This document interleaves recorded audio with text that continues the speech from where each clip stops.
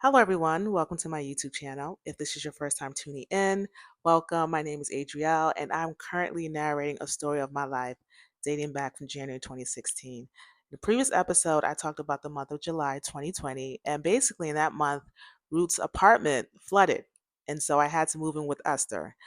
In this episode, I'm going to talk about everything I dealt with while living with Esther and everything I dealt with concerning Hidden Valley. I also do like to mention that this is the last episode of the season. So, yeah, here it goes. So, in the previous episode, I ended it July 31st and I talked about how I went to Hidden Valley. I didn't tell you what happened when I went to Hidden Valley. So, let me talk about it.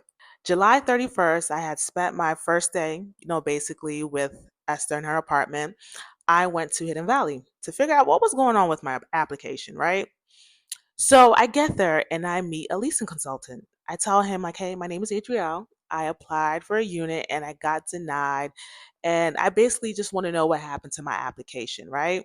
So he says, okay, that's fine. So he checks my application on the system and he says, yes, your application was denied because of your credit.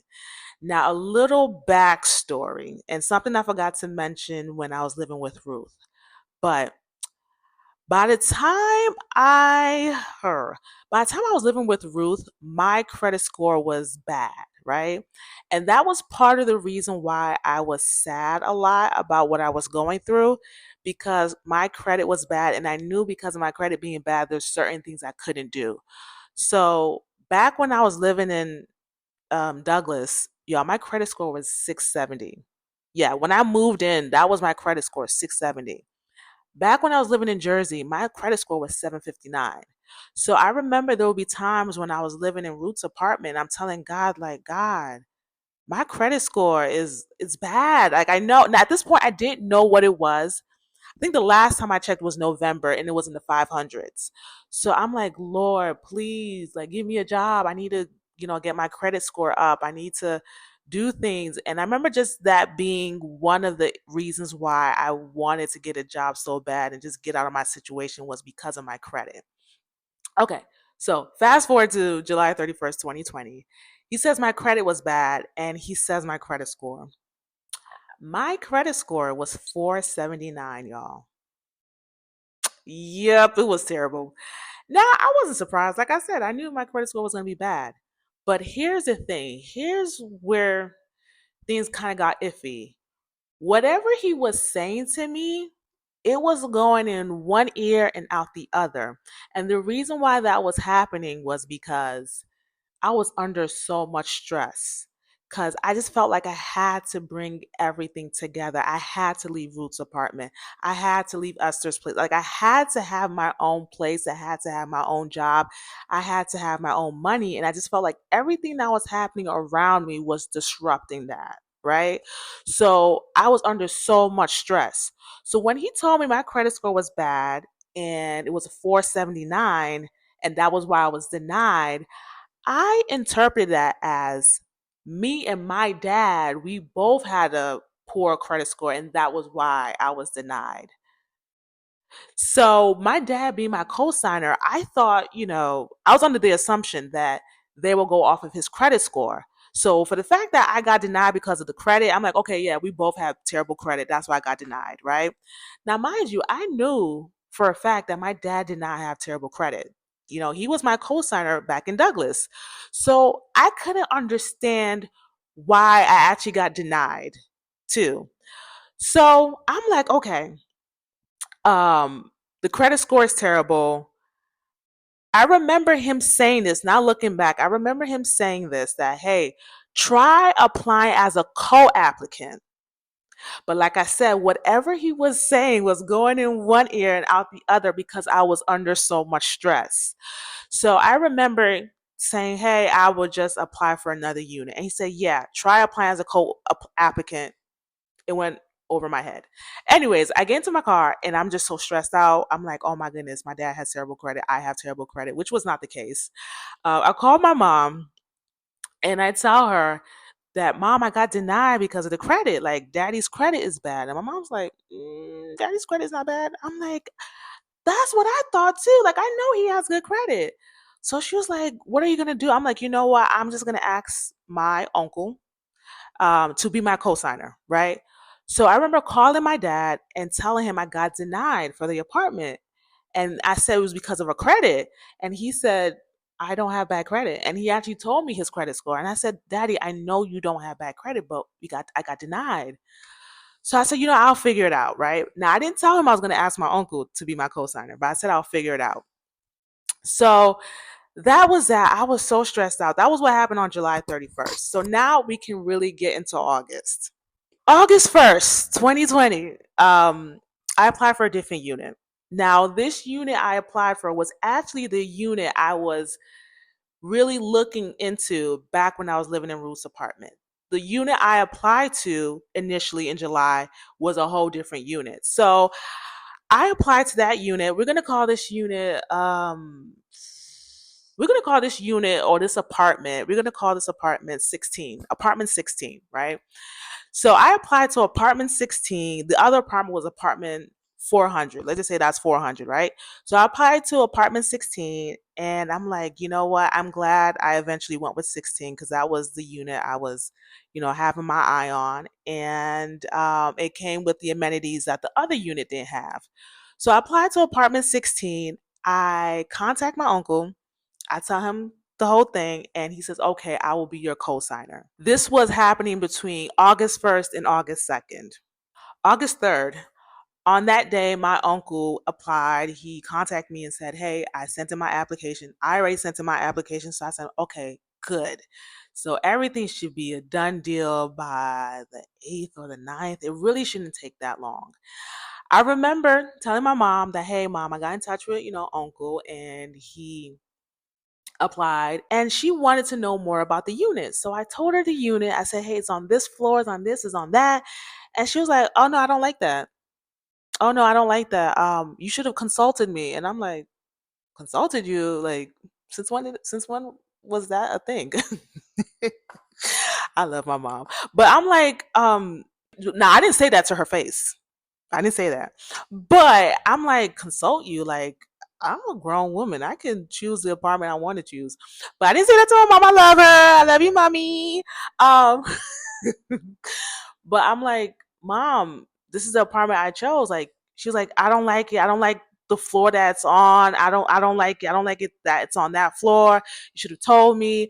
And I told her, I said, "Hey, mom, I'm the one that's living in the apartment, not you." Like, if I like it, I'm the one that's living in it. I'm the one that's gonna have to take everything that comes with it. She was like, "Oh no, I just felt like you should have told me. You should have told me." And I'm like, okay, that's besides the point. I already applied. Also on this day, I remember driving around getting food, and I get an email from London. I made it to the next round for the application that I applied for, which was the entry level data scientist position. So I said, okay, I made it to the next level. I just applied to Hidden Valley. Okay, everything's coming together as so I believed at that point. Now, here's the thing with the next round. The next round was a coding assessment. I had to code with softwares like Python, SQL, and I'm like, I haven't done that. I haven't done that. Even in grad school, I didn't even use Python or SQL. So I'm like, ooh. And I had 2 weeks to submit the coding assessment. I said, you know what? I have 2 weeks. Let me just focus on Hidden Valley for now. And then I can put all my energy into this coding assessment. August 4th. Now, y'all, this is where things start getting interesting. During the time I was staying with Esther, she was going through something personal. She didn't really go into detail about what it was, but it was something that was affecting her. And I remember her telling me during that, July 30th to July 3rd window time frame that she had forgiven the situation and she was moving on. Right. And I'm like, hey, that's good. Now, mind you, I really didn't know exactly what was going on. She just briefly talked about it, but even to this day, I still don't know what it was, right?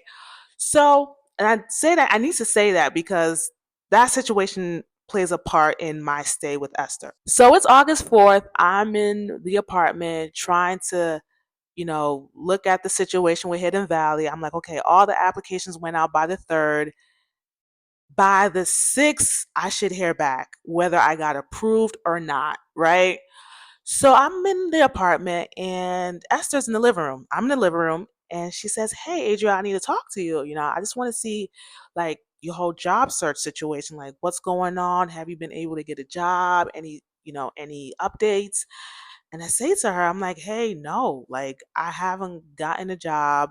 Now, at this time, I didn't tell anybody about London. No one knew about London except for my mom back in December. But besides my mom, no one really knew I was pursuing London. And I believe that God had ministered London to me. So when she asked me, I said, "No, like I haven't really heard back. I'm applying to different places," which I was doing at the time.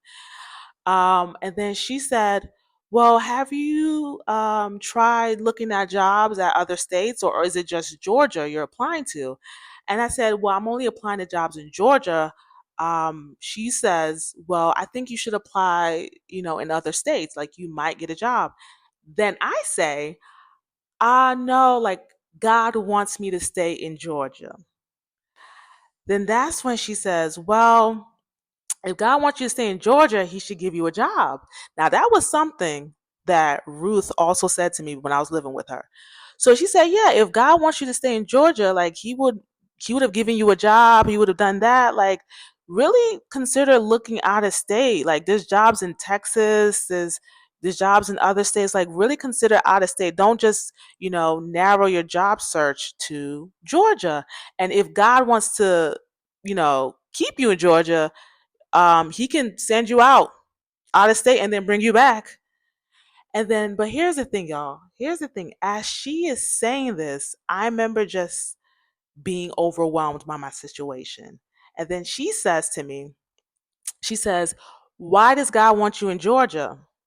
And then I say to her, "I can't say it."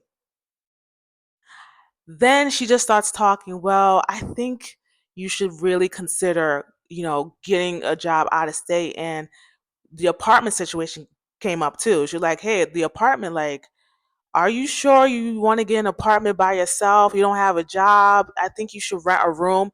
That was another thing that was being tossed around, like, "Adriel, you need to rent a room."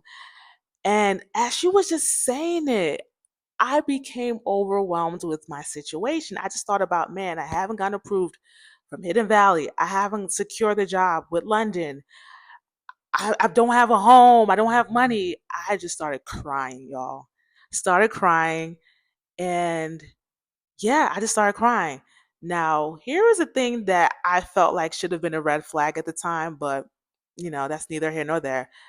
As I'm crying, as a friend, I'm thinking she's going to come to me and say, "Oh, Adriel, I'm so sorry. Like, did I say something? Like, wait, like, Adriel, like, why are you crying?" None of that, y'all. She just continued talking. "Yeah, you should really consider going out of state. There's jobs." She just continued talking, talking like I wasn't crying. So I was like, "I don't want to talk about this." And she was like, "Adria, I'm sorry, sorry that you're crying. Like, I didn't really mean to like upset you. I just was trying to give you some type of sound advice because you don't have any income. Like, you need money to, get through and just do stuff. So, I didn't bring it up for you to start crying." The way she said that, she was so cold. And I'm someone that when I start crying, I don't like staying in that mood. So when it gets to a point of me crying, probably for like 20 minutes or so, or sometimes I can cry for an hour, it gets to a point where I'm like, okay, I need to cheer myself up. I need to be happy again. I don't want to be in this place of doom. So I started cheering myself up and I stopped crying. So we just continued talking, like, to be honest, like it didn't really happen. She gets a phone call. Now, mind you, at this time it's like 8 o'clock at night. She gets a phone call and she's on the phone with that person up until like 11 or so. Up until 11 or so. So 12 o'clock midnight, which is August 5th, my birthday, I get a call from my mom and she just prays for me, just prays that I just have an amazing year, a blessed year, praying for God's favor and protection over me in this new age. And then after that, I went to bed. I wake up in the morning. It's the morning of August 5th. my birthday.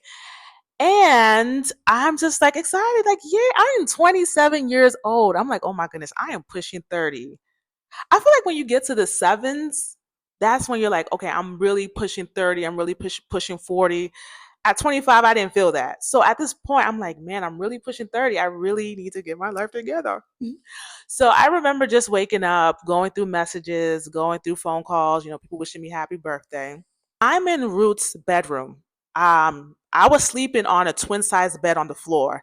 I remember just laying there, just going through my phone. Ruth is in the living room. It sounded like she was on like this webinar call or a Zoom call or whatever. But I can remember hearing someone from like a laptop speaking. So she was probably like on this conference call. She comes into the bedroom with this frown on her face and with this attitude, and she says, happy birthday. Like she says happy birthday with an attitude. And I said, thank you. And I said, hey, I was like, what happened to you? Like, why are you frowning? She's like, it's not about you, something else. I was like, okay. I was like, oh, okay. I wonder why she's, irritated. But I was like, okay, maybe something happened because she was up way before me. So maybe something happened in the morning, right? So it's my birthday, August 5th, and I was supposed to go out with Ruby, but something happened, some family situation happened that we had to reschedule. So I said, okay, that's fine. I'll just, stay in the apartment. And plus, it was somewhat still like quarantine ish time in August, I guess.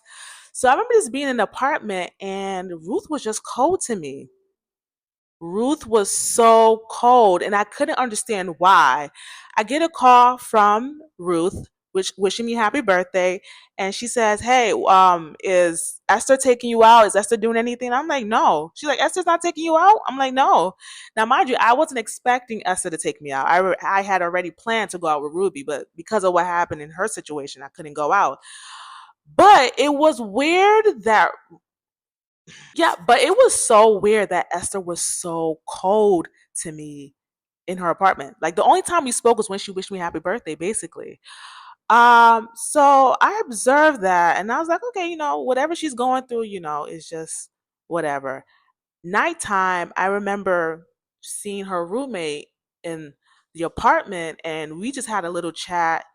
And I remember Esther being in her room. She would come out and she would talk to her roommate and she wouldn't talk to me. So I'm just like, what is going on with Esther? So that was how my birthday was, y'all. The next day was August 6th. I hadn't yet heard back from Hidden Valley. So I said, you know what? I'm marching there because I need to get this apartment approved ASAP. No Rocky. Okay. So I plan to get up at a certain time. It was like 10 o'clock, get up and leave by 12. I don't know why, but I'm someone if I don't have like really serious stuff to do, I kind of like laze around the day. So I ended up waking up like probably like around 12, shower, got dressed, and I just told myself I was gonna leave at 3, right? So I was just eating and then sitting on the couch. The next thing I see was Esther coming out of her room and she was about to leave. And I say to her, "Oh, you're leaving?" And the reason why I say that is because, y'all, when it came to Esther's apartment, I wasn't living there. So anytime I would go out and come back in, she would be the one to open the door for me. So when I saw that she was leaving, and I wanted to leave too, so I was like, "Oh, you're leaving?" She was like, yeah, I'm going to the lab. I said, oh, I wanted to leave. I wanted to go out. Then she's like, oh, I'll just put the key under the rug. I said, you know what? Don't worry. I'll just go tomorrow. I'll just put the key under the rug. I said, no, no, no. Don't worry. Like, you can just do what you have to do. I'll just go tomorrow.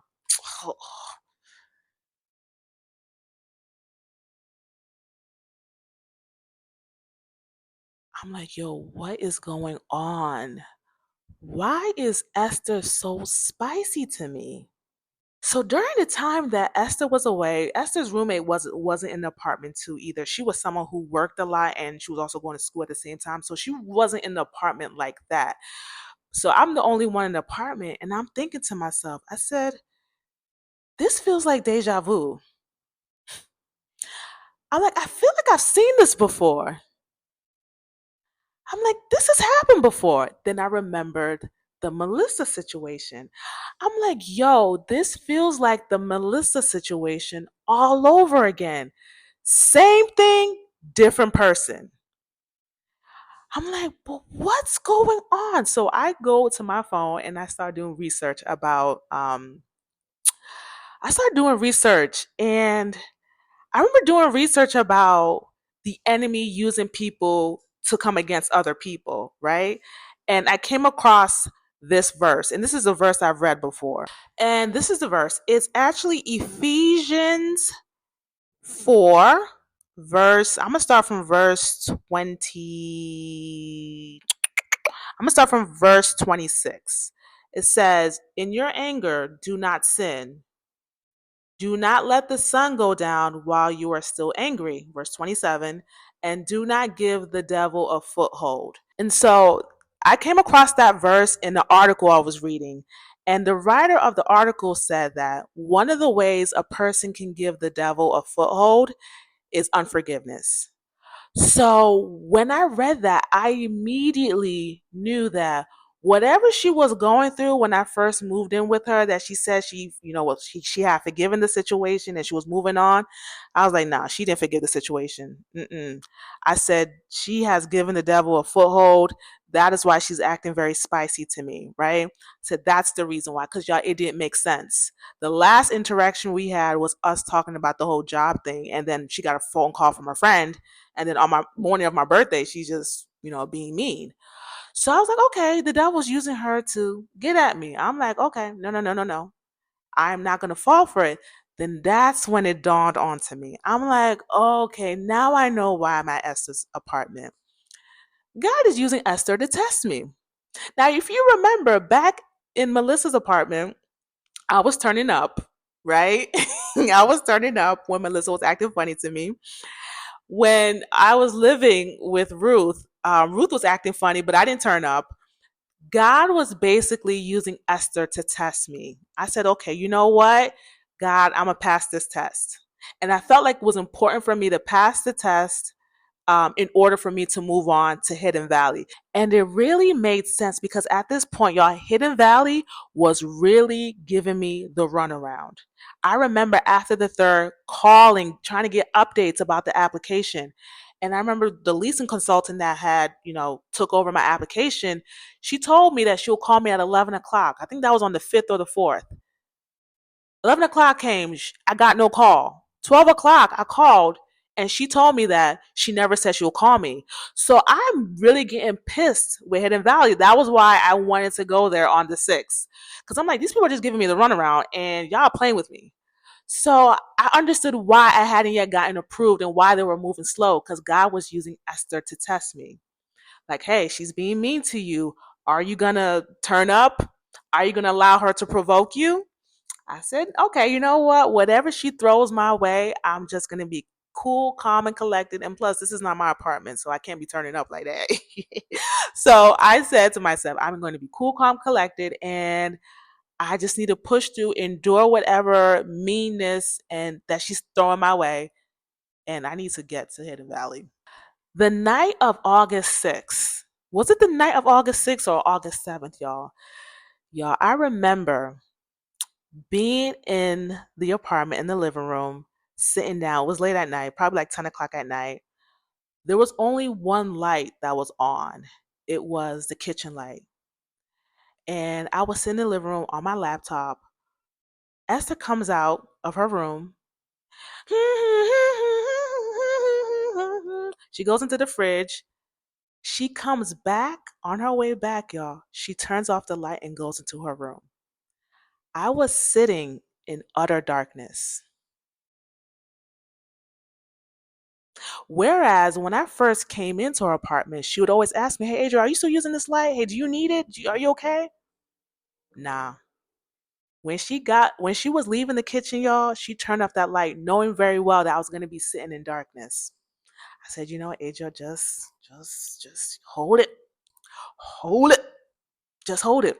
I said, okay, okay. The next day was August 7th. August 7th, I go to Hidden Valley. I'm like, yo, what is going on? Why is my application not being updated? Whatever. Do you know what Do you know one of the consultants told me, the consultant who actually attended to me that evening, actually no, that morning. Do you know what she tells me? She says, "Oh, your uncle needs to send his pay stub." I said, "How was I going to know that? When were you guys going to email me that y'all needed the pay stub?" Y'all, I was pissed because I'm like, okay, now you guys are really playing with me. Now, on the other hand, I knew that things were slow strategically, but it just felt like it was just so annoying. To be honest, it was so annoying that they really were giving me the runaround, and ugh. So I reach out to my uncle, tell him about the pay stubs, and he sends it to them. I go back to Hidden Valley. This is probably like 3 o'clock in the afternoon. I said, "Hey, is there anything else you need? Let me know." Because you guys have a tendency of not letting people know what they need. Um, so they said, "Oh no, we're fine." Now this the person who I spoke to was the one who was actually handling my application. They're like, "Yeah, we got your uncle's pay stub. All we have to do is a background check." I said, "Are you sure you don't need anything else?" "Oh no, no, no, no, we're good, we're good, we're good." I said, "Okay." I said, "Okay, everything's done with Hidden Valley." I go to Kroger to get some groceries, and I'm heading back. In order for me to get into Esther's apartment, because it was a gated community, anytime I had to get into it, I had to call her, and she was gonna open the gate for me. So I remember going to Kroger, right? I head back to the apartment. I put in the number at the gate. It called her phone number, and she opened the gate for me. She texts me. She says, "Hey, was it you that just put in the access code at the gate?" I said, "Yes." "Oh, I'm not home."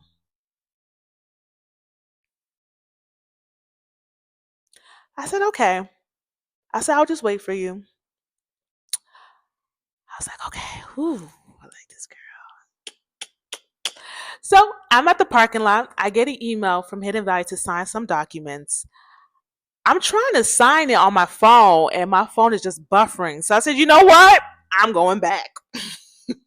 I said, "No, I am going back to Hidden Valley to finish up this signature thing." Because listen, y'all, I needed to be done with this whole Hidden Valley situation. So I go back, I do the whole signature thing, and I said, "Hey, is there anything that you need?" So I went back there like 3 times that day. I'm like, "Hey, is there anything you need?" They said, "No, we just waiting for the results of the background check, and everything should be fine," right? I head back to the apartment. Head back to the apartment. Now, mind you, I went to Kroger, so all my groceries are in my car. I head back, and Esther, she opens the gate for me through her phone, and then I get there. I take all my stuff in my car to the apartment. I'm knocking on the door, knocking on the door, knocking on the door. I text her like, "Hey, I'm here." Esther comes in like probably 10 minutes later. She walks to the door. She unlocks um, the unlock knob, and she walks away. Now, mind you, when I first was living with her, anytime I went out and I came back to the apartment, y'all, Esther will always open the door for me and say, "Hey, how's it going?" Like, whatever, have like a small chat.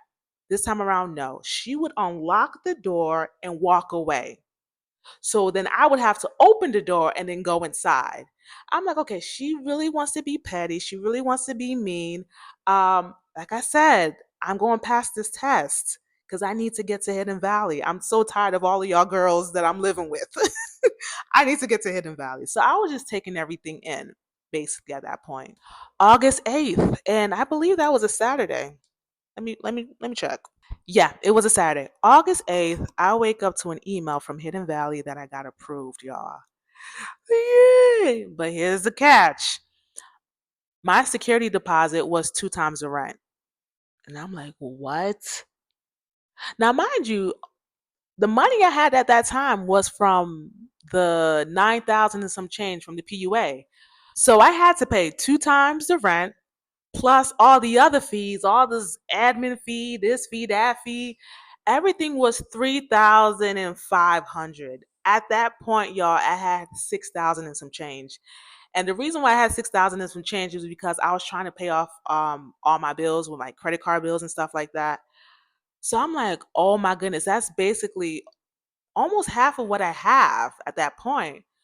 So I remember getting a call from my uncle because he got the same email. And I said, yeah, uncle, I got the email. So I'm like, oh no, I need to call them. Now I didn't tell him that I was worried about the security deposit, but in my mind, I'm like, I need to call them to see if they can rectify this because y'all 2 times the rent for a security deposit, that's a lot. So I remember calling my mom, telling her I got approved, and she's like, yay. But I had to pay 2 times the rent for the security deposit. And she's like, oh. I said, yeah. I was like, Mom, I don't know what to do. Like, that's a whole lot of money. Everything altogether is like almost 3,500. That's a whole lot of money.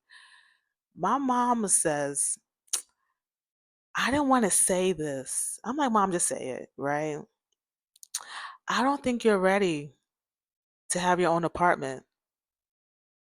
You don't have a job. How are you going to pay for it? Why can't you just do what um, Esther is doing? She has a roommate. Why don't you get a roommate? Or why don't you just rent a room? I don't think you are ready to have your own apartment. Even with Douglas, I didn't think you were ready to have your own apartment with Douglas.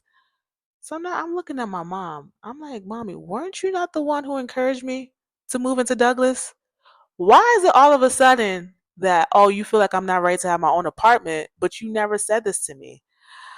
I just feel like you don't have a job, you don't have a you need to have a stable income. This is not a good idea. I honestly believe you should rent a room. Like you have to think about money, you have to think about income. And I'm like, Mommy, I didn't like at this point I'm kind of frustrated because I didn't call you for that. I'm like, I didn't call you for that. And if I knew you were gonna say that, I probably wouldn't have called you. And I'm like, Mom, it's already too late. I applied. She's like, so what are you gonna do? I said, you know what? I'm just gonna call the apartment complex to see if they can make the security deposit one time to rent or whatever. But yeah, I'll just call you later. So now I'm kind of like annoyed with my mom because I need encouragement, not discouragement. So I'm like, okay, I get off the phone with her. I need to call Hidden Valley. Esther gets out of her room and she says, "Hey, Adriel, did you get an update from Hidden Valley?" Now, mind you, when she's coming and asking me, I'm like on my phone, and I said, "Yeah, I did, but I need to sort out some things with them." So she's like, "Okay." So I call Hidden Valley and I say, "Hey, I got your welcome letter. You asked for me to pay 2 times the rent. Is there a way for me to pay one time? Can that be reduced?" And they said no, that was what the manager approved, that they can't lower that amount. I'm like, okay. So at this point, I'm like, you know what? I just have to pay it. Like that Hidden Valley is where God wanted me to be at. So much was into all of this, the applications. I just have to pay it. I was like, I just have to pay it and trust that God is going to sort everything out. He wants me there. He's going to sort it out. And another thing, too, at this time, people are telling me, rent a room, get a roommate. I said, no, I am going to listen to God. One. Two, I don't want anyone to get me in trouble with God because I feel like when you disobey God because of other people, you're putting other people's opinions before God, you're going to look foolish. You are going to look foolish. Okay. And three, I'm telling myself, y'all, if I rent a room, now mind you, the vid was still outside. If I rent a room and something happens to me, like let's say I get the vid, Esther and Ruth, they're not going to come and see me. They are not going to come and see me. They're not going to try to get me out of my situation. And that's something that has really helped me when it came to people pleasing, y'all. Because I realized that people will try to control you to tell you what to do. Once you do what they tell you to do and something bad happens, they're going to blame you. They're not going to help you. So you might as well just do what God is telling you to do. Okay. So yeah, I'm like, yeah, no one's gonna get me in trouble with God. And I do believe disobeying God is expensive. Like you're really playing with your life. So I said, yeah, I'm just gonna have to pay for this money with the 6,000 and just believe that something great will happen. Now, The moving date on the offer letter was August 11th. That was the moving date. Um, but before August 11th, we had the 9th and the 10th, right? Esther was still being a mean girl. Like I said, there'll be times where her roommate would be in the kitchen and me and her having like a little chat. She will come in and say, "Hey, roommate," da, da, da, da, da, da, da, da, and act like I'm not there. There was one day, y'all, she came to me and said that she was driving to Alabama and that she was gonna get a rental car from Enterprise. She asked me if I can drop her at Enterprise. Now, mind you, she was asking with the attitude. Now, like I said, I was going to endure everything that she was going to send my way. So I remember asking her, "Hey, where's the Enterprise?" She said it's 7 minutes away. Now, mind you, she has an attitude. So I said, "Okay." We get in the car. She's in the car with an attitude. I drive for 7 minutes. I'm on the highway. I'm like, "Hey, how far is this Enterprise?" It's not far. So we end up driving, and we actually passed the Enterprise. It was like a minute away from when we passed it. Turned back. The whole trip was 13 minutes, y'all. Now, she told me Enterprise was 7 minutes away. I'm like, "Girl, you knew it wasn't 7 minutes away. Why did you lie? And why are you having an attitude if you're asking someone to help you do something?" So even when she got out the car, everything was just an attitude with her. I'm like, you know what? I just got to endure this for a couple more days and I'm out. Out. August 10 and the 11th. I'm like, okay, y'all, I'm ready to pay this deposit, this admin fee. I think it was a money order. I got the money order ready. I remember getting to the apartment on the, what was it, the 10th? Y'all, they want to give me another runaround. I'm saying, no, something is wrong with y'all. Why are y'all trying to delay this whole process? So I remember getting there on the 11th. I got there as early as 10 o'clock in the morning. I came in, like the way my face was, like the lady knew that she should not play with me. Like my face was like, I mean business. "Hey, yeah, we got the apartment. Yeah. You want to come and see it?" I'm like, "Girl, I've been calling your phone number since." Anyways, we go to see the apartment on the 11th. And this is where things get interesting. We get to the apartment on the 11th. I see the apartment. There's a stain in the bedroom because I never saw the apartment. There was a stain in the bedroom. And I said, "Hey, if they're not able to take the stain away, can we take that off from the rent or from the fees?" And she's like, "Yeah, nah, they're not going to do that."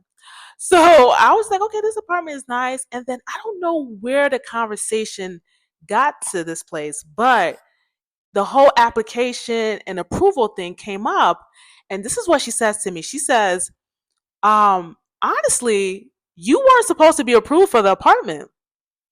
She said your credit was so bad that you weren't supposed to be approved. But I said, "I thought you go by the co-signer's credit." They said, "No, the co-signer is just for the income." Now, here's the thing. That was something that one of the other consultants had told me. When I was asking about my first initial application, I remember in one of those visits, I asked again, and the consultant told me that, "Hey, your dad's income was good. But when it comes to an applicant applying for a unit, they go by the applicant's credit, and your credit was bad." So fast forward to August 11th, when I'm talking to like my consultant that handled my application for the second unit that I applied to, she told me that, yeah, you were not supposed to be approved, and that my manager just decided to approve you. That was the reason why your deposit is so high. And I said, "Okay, now I get it." So, y'all, what really happened, if I can contextualize everything, what really happened, y'all, was the unit I applied to for the first time. The reason why that didn't go through, yes, was my credit. But really, God didn't want me in that unit.